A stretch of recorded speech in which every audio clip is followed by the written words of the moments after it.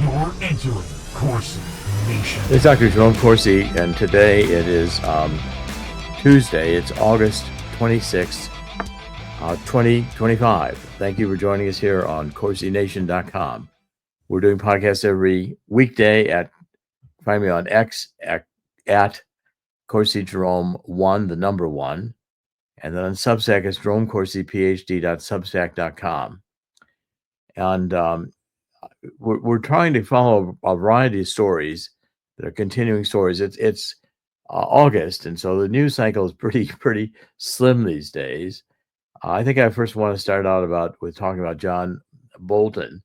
Of course, Bolton's home was raided, and Bolton looks like he, for his book, used classified material and circulated it among his friends and talked about everything. It's Walrus here with that John Bolton with his mustache. Chris, come on, Chris. We'll talk about John Bolton for a minute.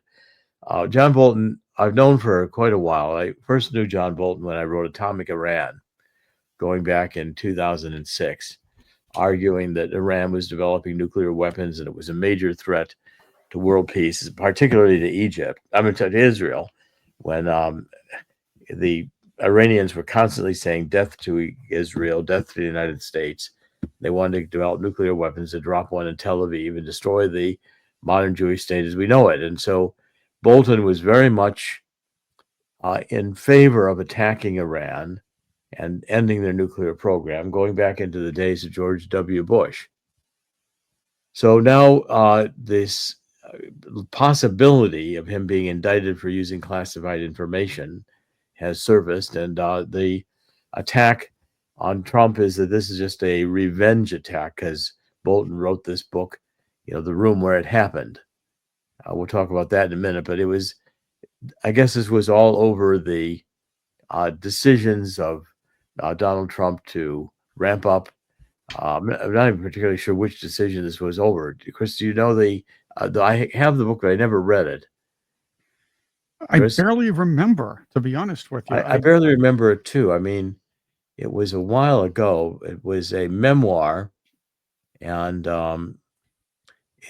Bolton was in the Oval Office, and this is about the room where it happened is the Oval Office, and I guess he's saying the room would. The basic point Bolton made in the book was that I'm hard pressed to identify any significant decision Trump made during my tenure that wasn't driven by re-election calculations. He argues that the House committed impeachment malpractice by keeping its prosecution focused narrowly on Ukraine when Trump's Ukraine-like transgressions existed across the full range of his foreign policy. And Bolton documents exactly what those were, attempts by him and others in the administration to raise alarms about them. Well, I mean, it was at the time reviewed as a hate Trump book, and Bolton was mad because Trump basically fired him, and Bolton was trying to elevate his position, but of course presidents are motivated by re-election. I mean, it's a political job, so of course they're motivated by re-election, and why would Bolton think it was anywhere else? But of course Bolton sold a bunch of these books, and it was a #1 New York Times bestseller at the time it came out. Wow. Because it was John Bolton opposing Trump, and that was a big news story when this book was published in 2020, in the run up to the presidential election in 2020. Chris? Oh, it all sounds like as the great Baldrick once said, it all sounds like a bag of grapefruits to me. So that's what it was.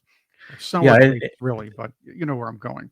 Yeah, it's just Bolton didn't get what he wanted. He wasn't the star. He wasn't the one running foreign policy, and Trump wasn't bowing down to him. So I guess Bolton, felt that he was being slighted. So he had to attack Trump, which is not a particularly smart thing to do or a particularly welcome thing to do. It did put money in his pockets because the man knows that when he wrote the book about Obama's national security issues, if you will, that was going to be popular because people would buy the book, but they probably read it at the time. As far as the Trump hate book, that one, he figured the Trump haters would buy it, And believe me, these people do not read books. They just buy them to put them on their bookshelves. That's it. It's like the Yeah, Bill Clinton book, 900 pages. Was it My Life by Bill Clinton? None of these liberals picked up and opened that book. They just put it on their shelves so so they can show their friends, look what I have. And that's the same thing with Kamala Harris's book, the 107 Days. Nobody's going to read that book. The reason why is there's no adult coloring book section of it at this point. The millennials won't want to read it. And the older people are like, we know she's an idiot, but I want to show off to my friends I got her book.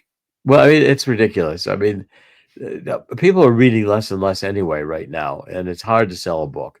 Certainly conservatives are having a very hard time making money selling books. And even Fox News won't interview authors any longer that are conservative. So the book writing business has essentially dried up for political books.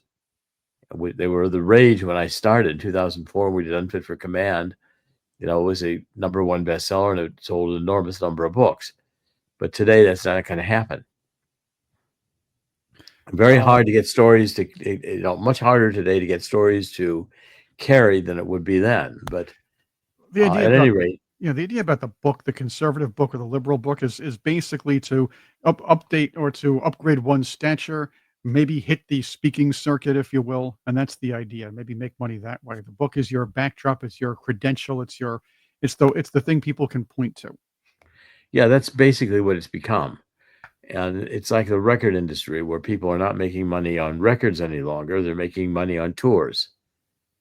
And it's been like that for a while, I suppose, right? Yeah, it has. I mean, the internet has changed many of these things. People read on the internet and they get little sound bites of reading, little story snippets here or there. Read bites, yes. Read bites, but they're not getting deep into stories by any means like they would used to.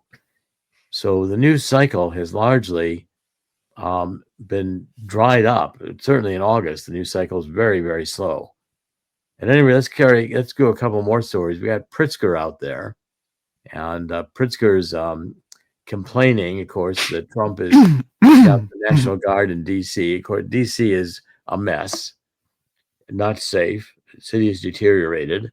I was just in Cleveland, Ohio, where I grew up, and I went back to see the house I grew up in, which was on Ardenal Avenue by Shaw and Hayden in Cleveland, Ohio, East Cleveland. And the city, the street I grew up on, there are houses that burned out, and they're torn down, not replaced. So there's empty lots. The entire street's in disrepair. In fact, you can hardly drive on the street because it's got these red barrel stanchions in the middle of it to steer you around where the street's in such bad repair you wreck your car to drive over it. And the house was a mess. I mean, you could probably buy that house for $500.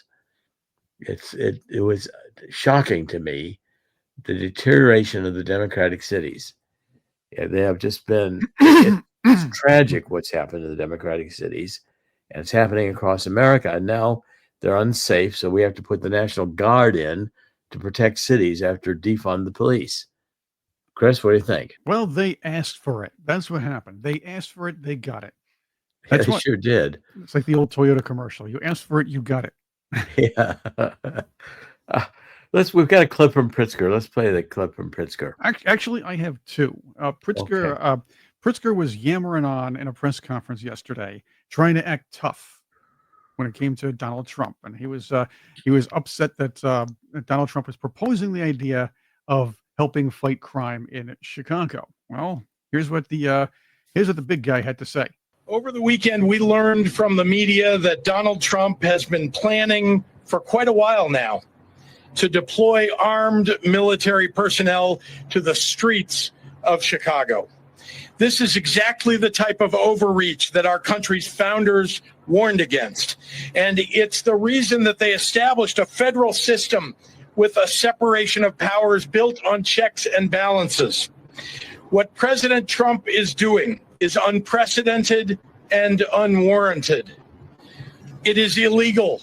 It is unconstitutional. It is un-American. No one from the White House or the executive branch has reached out to me or to the mayor. No one has reached out to our staffs No effort has been made to coordinate or to ask for our assistance in identifying any actions that might be helpful to us. Local law enforcement has not been contacted. We have made no requests for federal intervention, none. We found out what Donald Trump was planning the same way that all of you did. We read a story in the Washington Post. If this was really about fighting crime and making the streets safe, what possible justification could the White House have for planning such an exceptional action without any conversations or consultations with the governor, the mayor, or the police? Let me answer that question. This is not about fighting crime. This is about Donald Trump searching for any justification to deploy the military in a blue city, in a blue state, to try and intimidate his political rivals. This is about the President of the United States and his complicit lackey, Stephen Miller, searching for ways to lay the groundwork to circumvent our democracy, militarize our cities, and end elections. There is no emergency in Chicago that calls for armed military intervention. There is no insurrection. There is no insurrection. Like every major American city in both blue and red states, we deal with crime in Chicago. Indeed, the violent crime rate is worse in red states and red cities. Here in Chicago, our civilian police force and elected leaders work every day to combat crime and to improve public safety. And it's working. Not one person here today will claim we have solved all crime in Chicago, nor can that be said of any major American metro area. But calling the military into a U.S. city to invade our streets and neighborhoods and disrupt the lives of everyday people is an extraordinary action, and it should require extraordinary justification. Again, the whole idea here is that Chicago is like Washington, D.C. It's not safe. And Chicago is not taking steps to make it safe. This is the problem. And, when Trump is saying, okay, he wants to move in and do something about it, it's responsible for Trump's position to try to protect public safety when the city of Chicago won't do anything to protect its citizens. I mean, this is, I think, common sense. Chris, what do you think? I mean, this, again, we're dealing here with a situation where, the Democratic cities are just a disaster, and every single one of them. You go across, you can take, Philadelphia, Baltimore, Washington, the Cleveland, which is largely, deserted in terms of downtown. Chicago. You just keep going on. Detroit. These cities are a disaster. Chris? Well, keep in mind, and the Democrats know this, how can you keep people on their knees if they're free to walk the streets at night? How do you keep people at their knees if you bring in opportunity zones to black urban areas where people can actually, or kids can actually realize there's a life outside of gangs? Well, how can you keep people at your knees if you allow the police to patrol better, if you allow the police to make arrests, and you don't set people free just because of some liberal policy, you want to set them back in the streets, or how can you keep people at their knees if you don't let prisoners out early? And that's what the Democrats know. They know that they want to stay in office, they want to remain in power, but to do so, they have to make sure people are scared that they're going to lose their benefits, or they're going to lose this or that, or they're scared of some militarism coming in to disturb, well, let's say the criminals, they're little delicate felons. They're going to tell you, well, we're going to do something about it. They'll be voted for because traditionally these places vote Democrat. Then nothing gets done. They keep campaigning on it. Now somebody gets things done. What are they going to do? The other guys won. Well, these become criminal cities. They become dominated by, I think Donald Trump just put out an executive order that you can't have bail without, any cost to it. The judges release people immediately, back onto the streets, even though they've committed horrendous crimes. So the Democrats don't believe in the criminal system anymore. I mean, I think the Democratic Party is self-destructing, and it's self-destructing in a rapid fashion, where it's just not protecting people, it's not protecting lives, it's not protecting anything. It's simply a matter of chaos and anarchy, and that's just not sustainable. That's not the kind of way you're going to be able to persist in a environment where you're going to be able to have any kind of order at all. Chris?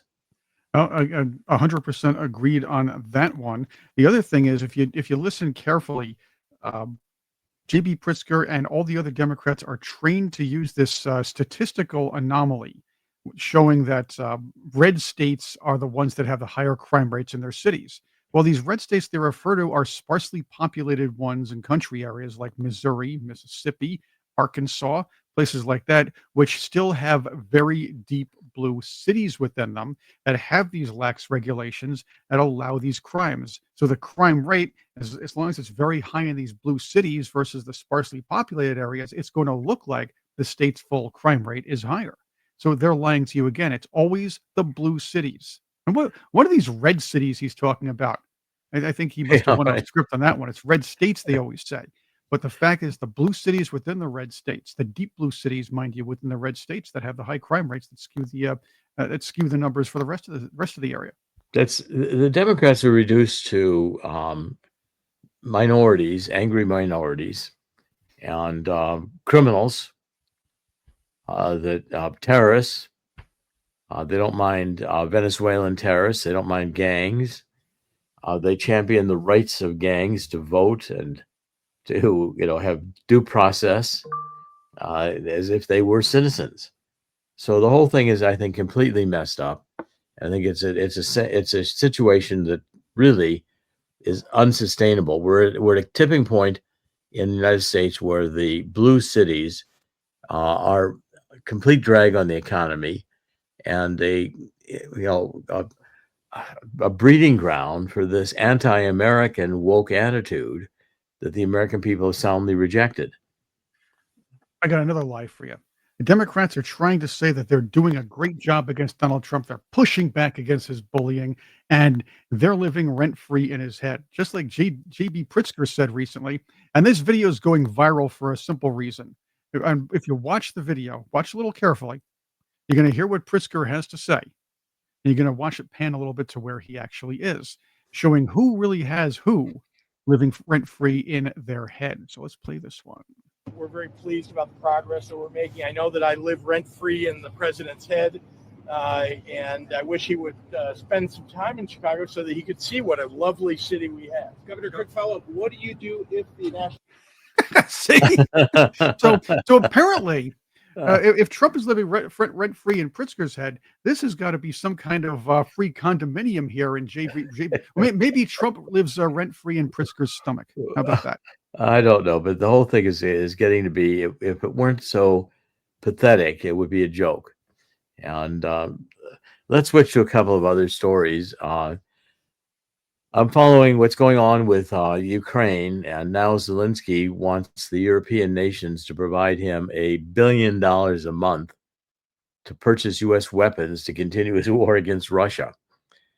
Okay, so he made this comment alongside the Norwegian Prime Minister, who is Jonas Gahr Store, during a press conference in the Ukrainian capital. But it's while President Trump is seeking to move away from providing weapons directly to Kiev. Okay, so what Zelensky wants now is for the European nations to produce U.S. weapons for the Ukrainian military to continue the war. So on Sunday, Vice President Vance claimed that Russia has been flexible and made significant concessions in some core demands as part of the negotiations to end the war. What Vance said is they recognized that they're not going to be able to install a puppet regime in Kiev. That was, of course, a major demand at the beginning.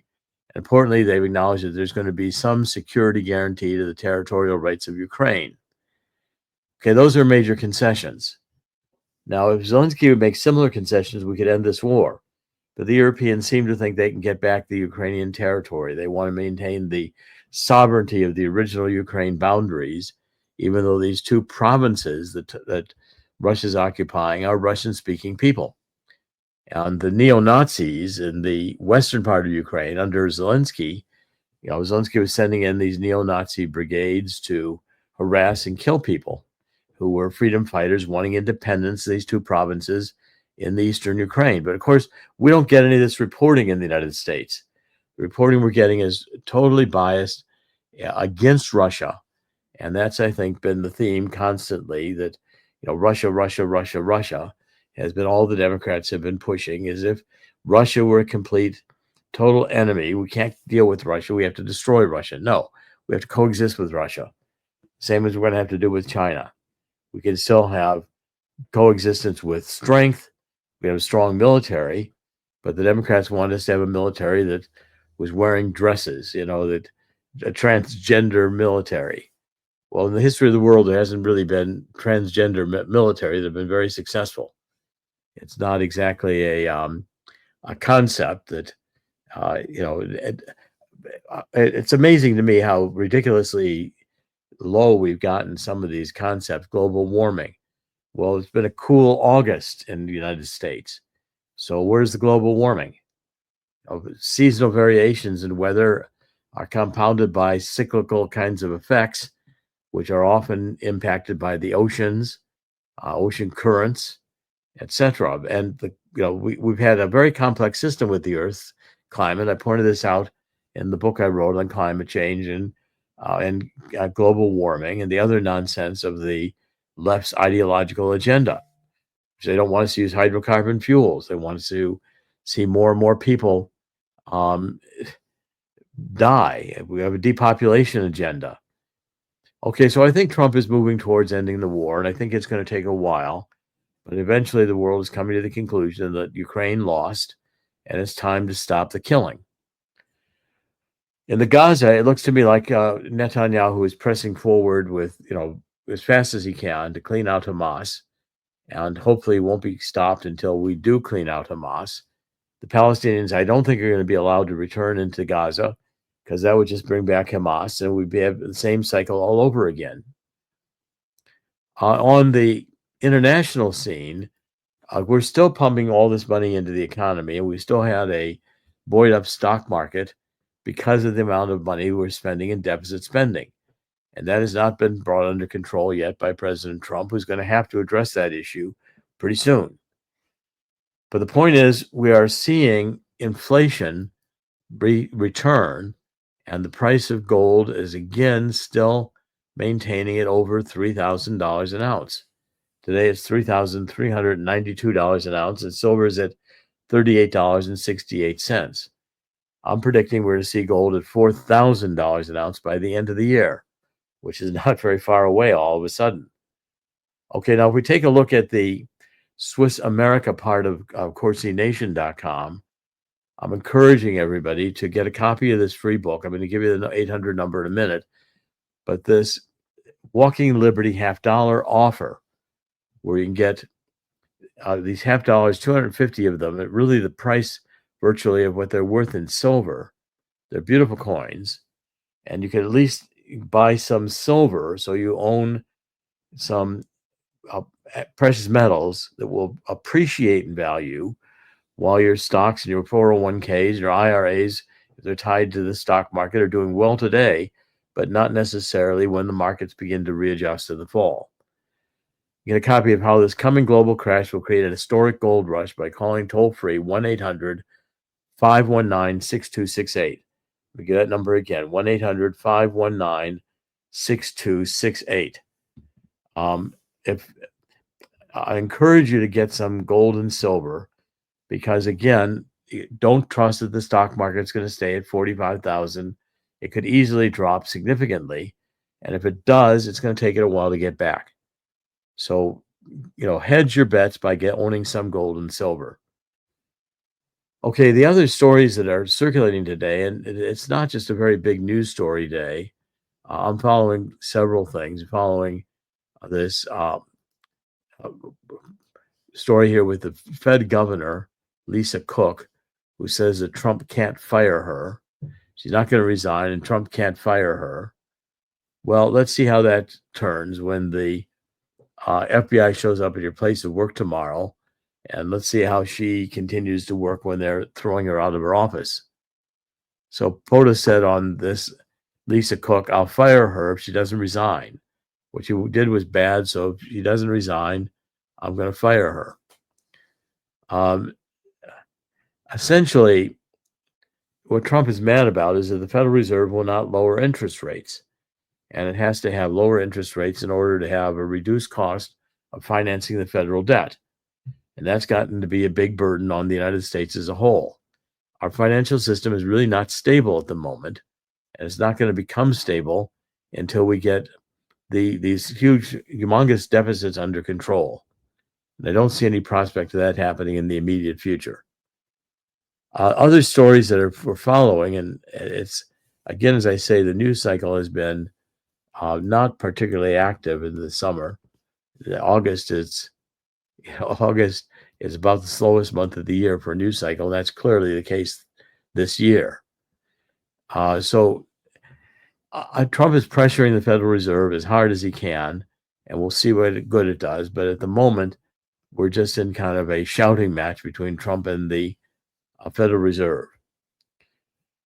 I was very surprised to see Victor Davis Hanson supporting John Bolton. He did that in an article that is published. Discern Report is covering it, and he's basically saying that Bolton was not arrested, he was not indicted. There's an effort aimed at him personally. It seems like Victor Davis Hanson is siding with those who say Trump's on a revenge cycle, which I don't believe is the case. I think crimes were committed, and Trump is in the process of going after the deep state, and Bolton may just be one of the first targets, but he won't be the last. In general, I think what we're seeing is end the summer, we're coming into Labor Day weekend, and as we do, we'll get back into September. We're going to have another news cycle kicking in. Congress will be back at work, and we'll be preparing for the September, October, November, December, last 4 months of the year, in which a lot's going to happen. I think the war in Ukraine will end. I think Gaza will be under control of Israel, and we'll be entering 2026 with a fundamentally new approach to America, largely because of Donald Trump. We'll get our cities under control, and next we'll get our economy under control. I always like to end these by saying, in the end, God always wins. God's going to win here too.